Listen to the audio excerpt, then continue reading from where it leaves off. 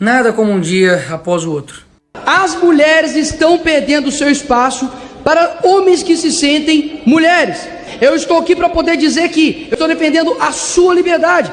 Liberdade das mulheres, por exemplo, que estão perdendo seu espaço nos esportes. A quantidade de pancada que eu tomei por, de fato, defender as mulheres e denunciar o que estava acontecendo, quando eu falei da Nicole, não está escrito. E agora nós estamos vendo que no fim das contas, Nicole ou Nicolas estava certo.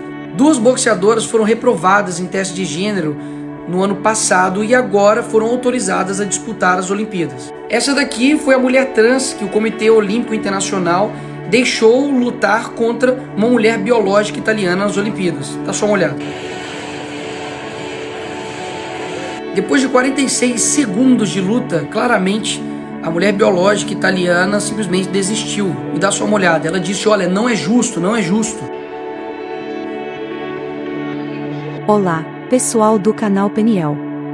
Hoje vamos abordar um assunto que tem gerado bastante controvérsia nas Olimpíadas de 2024, a participação de uma lutadora trans em uma luta contra uma atleta italiana.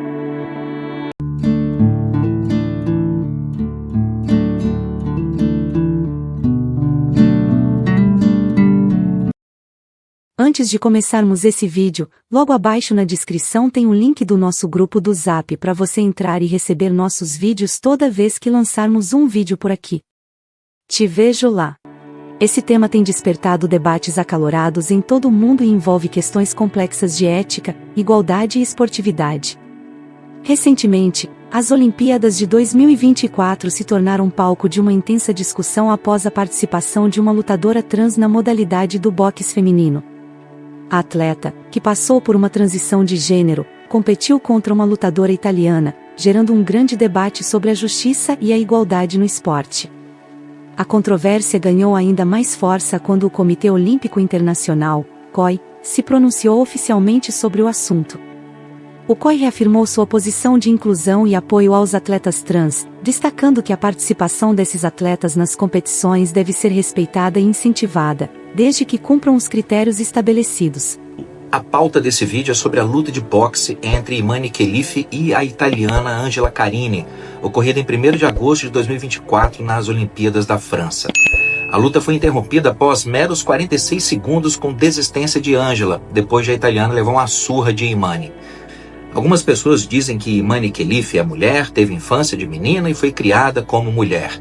Essas pessoas afirmam que Imane não é homem, não é nem nunca foi trans e é uma mulher cis, uma mulher de verdade. E pronto, polêmica resolvida.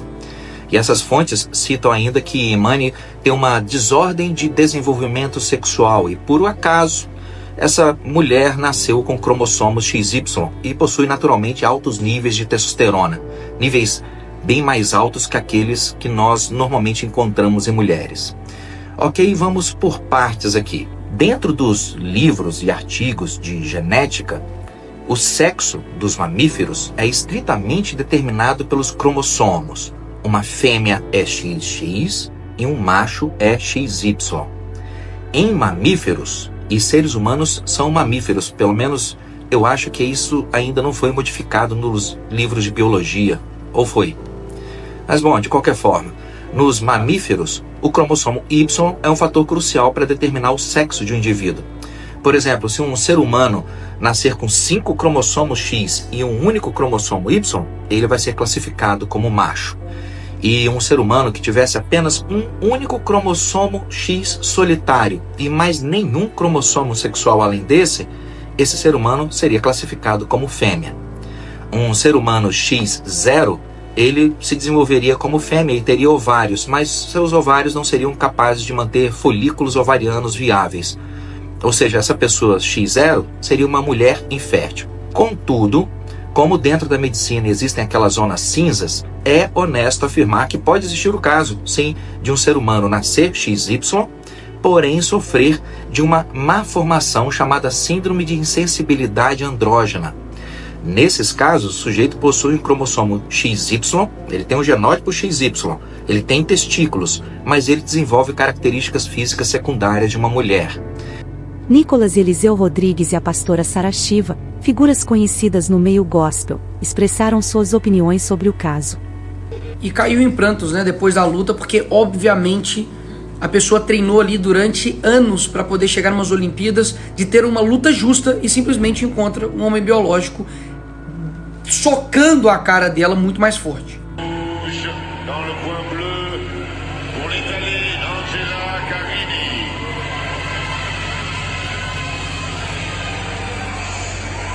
Nada mais simbólico do que esse tapinha nas costas, né? De um trans dando um tapinha nas costas, na mulher biológica dizendo, pô, lutou bem aí, tenta na próxima. Afinal de contas, tá todo mundo praticamente, da galera da esquerda, juntamente com ele, né? Afinal de contas, é o que eles lutaram para acontecer, inclusão. Mas claramente isso não é inclusão, pelo contrário, isso é uma exclusão das mulheres biológicas. A primeira-ministra italiana falou o óbvio, mas o óbvio hoje em dia precisa ser dito. Com esses níveis de testosterona não é uma competição justa. Atletas com características masculinas não devem ser admitidos em competições femininas para proteger os direitos das atletas. Só porque ela é italiana, sem querer, minha mão automaticamente já fez assim, ó. E aqui percebe-se claramente que o Comitê Olímpico tem lado, né? Porque por conta desse vídeo da Raíssa, que ela declarou em Libras, Jesus é o caminho, a verdade e a vida, ela foi notificada por essa mensagem cristã. Agora, sobre essa clara injustiça que essa italiana boxeadora sofreu, tenho certeza que o Comitê Olímpico vai ficar bem caladinho. Não importa quanto tempo leve, quanta pancada você tome por defender a verdade. A defenda, custe o que custar. Afinal de contas, ela sempre prevalece. Nicolas, em suas redes sociais, destacou a importância de manter a integridade do esporte, enquanto Eliseu Rodrigues enfatizou a necessidade de compaixão e respeito por todos os atletas, independentemente de sua identidade de gênero. Um médico especialista também comentou sobre a situação, apontando que, apesar das regulamentações e critérios estabelecidos pelo COI, ainda há uma preocupação em relação à igualdade de condições físicas entre atletas trans e cisgêneros. Físicas secundárias de uma mulher. A síndrome de insensibilidade andrógena parece afetar um bebê para cada 20 mil a 100 mil nascidos vivos. Então essa não é uma doença exatamente rara, considerando que nascem mais de 140 milhões de bebês no mundo a cada ano. Os primeiros casos conhecidos de síndrome de insensibilidade andrógena foram descritos na década de 1950.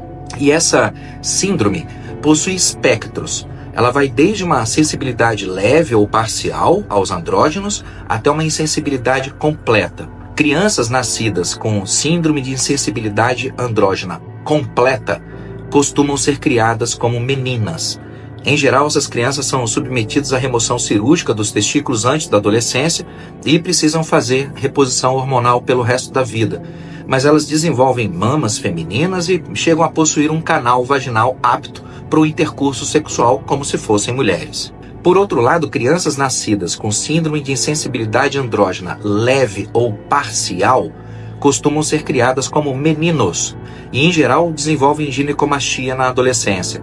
Essas crianças possuem testículos e pênis, mas costumam ser inférteis e também precisam fazer reposição hormonal pelo resto da vida. Uma vez que pessoas com síndrome de insensibilidade andrógena costumam ter receptores andrógenos que não funcionam direito, a massa muscular dessas pessoas não equivale à massa muscular esperada para um homem XY sem insensibilidade andrógena. Se Imani possui algum tipo de síndrome de insensibilidade andrógena, a gente não sabe. O que se sabe é que Imani já apresentou testes positivos para XY e níveis muito elevados de testosterona, motivos pelos quais a Associação Internacional de Boxe impediu Imani de participar do Campeonato Mundial de Boxe Feminino em março de 2023, na Índia. Os critérios do Comitê Olímpico Internacional para determinar o sexo de um atleta, eles são um tanto confusos, mas você só precisa saber uma coisa sobre isso. O Comitê Olímpico Internacional não avalia se mulheres estão competindo em categorias de homens, porque uma mulher competir em uma categoria masculina, isso não configura nenhuma vantagem para ela, muito pelo contrário. Mas existe sim a necessidade de avaliar se um homem está competindo em uma categoria de mulheres, porque um homem competir em uma categoria feminina certamente configura uma vantagem para o atleta masculino. Ou seja, até o Comitê Olímpico Internacional sabe que existem diferenças imensas entre o desempenho físico de homens e mulheres. até mesmo especialmente em esportes de alto desempenho. Ele destacou que essa é uma questão complexa e que requer um debate contínuo e baseado em evidências científicas. Este evento nos desafia a refletir sobre como tratamos a inclusão e a justiça em nossa sociedade. A palavra de Deus nos orienta a amar o próximo e a sermos compassivos uns com os outros. Em Gálatas capítulo 3, verso 28, lemos: Não há judeu nem grego, escravo nem livre, homem nem mulher, pois todos são um em Cristo Jesus. Essa passagem nos lembra que, aos olhos de Deus, somos todos iguais e devemos tratar uns aos outros com dignidade e respeito. Ao mesmo tempo, somos chamados a buscar a verdade e a justiça em todas as áreas da vida, incluindo o esporte. Devemos orar por sabedoria e discernimento para lidar com essas questões de maneira que honre a Deus e promova o bem-estar de todos os envolvidos. Que possamos continuar a buscar um equilíbrio entre inclusão e justiça, sempre guiados pelo amor e pela palavra de Deus. Amém.